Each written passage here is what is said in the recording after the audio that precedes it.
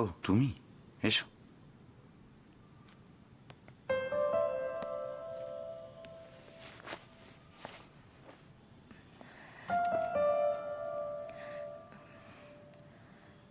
ভেবেছিলাম আশা হবে না।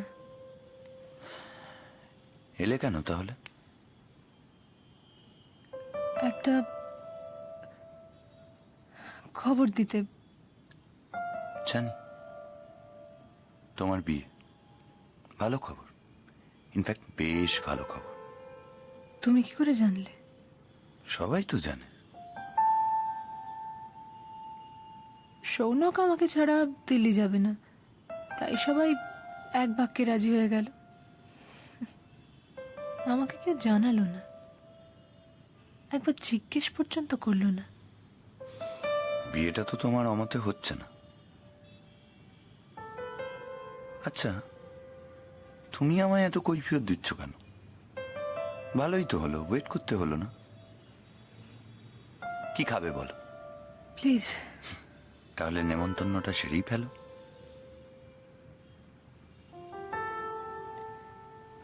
তুমি আসবে? আসবো মানে? কবজি ডুবিয়ে খাবো। মেনুটা কি বলো? যদি লুচি ছোলার ডাল হয় তাহলে কিন্তু পরিবেশনও করতে রাজি আছি। কি গিফট চাই বলো?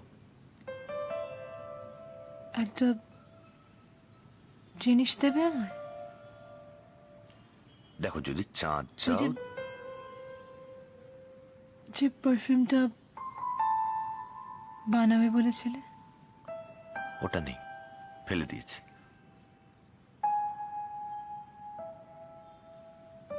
আমার দ্বারা আর হবে না, বড্ড দামি। অ্যাম্বিশন নেই তো, তাই পারবে না।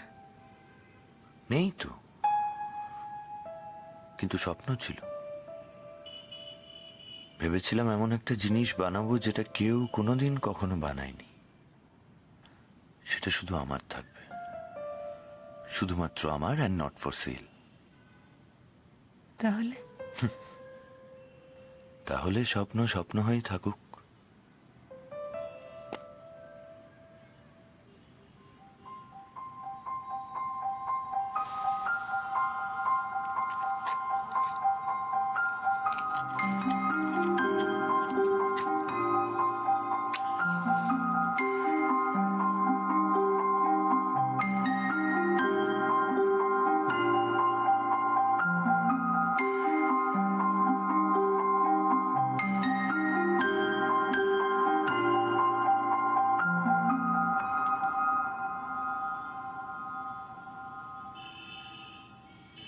বড্ড অন্ধকার, চলো বাইরে যাই।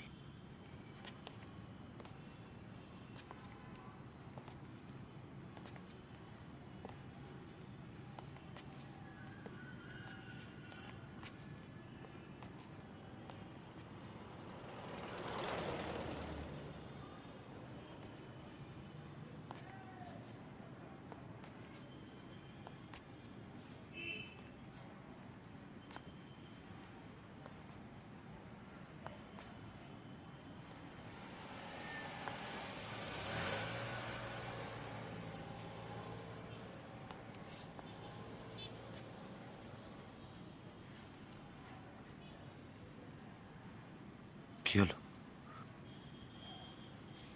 রাস্তাটা আজও নদীর মতো লাগছে, তাই না? বয়ে চলেছে অন্ধকারে। ইশকে ছিল মন সকাল, স্বপ্ন কিন্তু সত্যি হয় যেভাবে আসে চেষ্টা থাকে। চলেও তো গেছে। আচ্ছা, এত কষ্ট করে যে পারফিউমটা বানালে, সেটা ফেলে দিলে কেন? যেভাবে বিকেল যায়, কত অজানা দেশের ফুল ছিল ওতে, বা জংলি ফল। বার্গমট,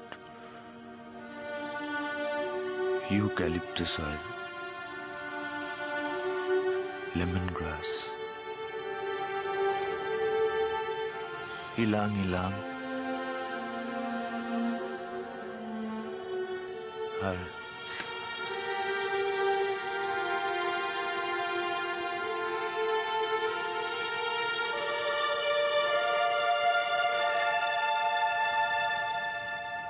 আর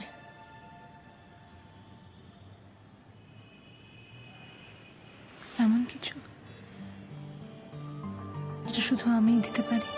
শুনেছি কখনো লেখা হয়েছিল কিছু, চিঠি তো আসেনি হৃদয়ের ঠিকানায়। মেঘ বলে দেয় আকাশ কত নিচু, চাইলেই তবু কি হাতে নেওয়া যায়। শুধু বাকি ঘর নৌকার কথা জানে, ঘুম পাড়ানোর গল্প শোনায় সেই নীরবতা